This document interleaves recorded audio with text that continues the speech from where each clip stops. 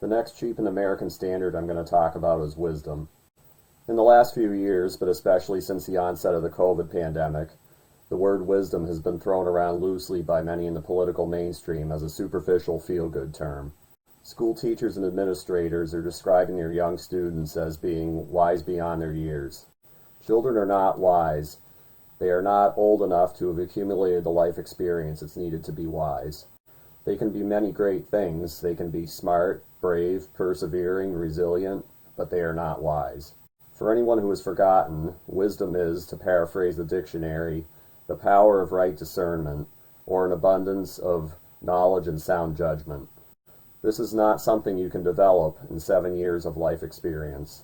Looking back at my own life, I can see that I had a lot less wisdom 10 years ago than I do today, and that 20 years ago I had hardly any wisdom at all. Children cannot have, to any mentionable degree, a cumulative trait that is based on life experience. I've read a quote by a school superintendent describing her district's young students this way.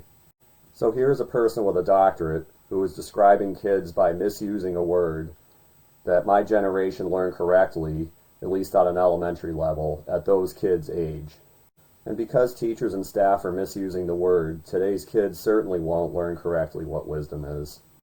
Our superficial postmodern society is dumbing down educators and the students they teach, and we all need to be aware of this so that there's at least a possibility we can eventually reverse the trend.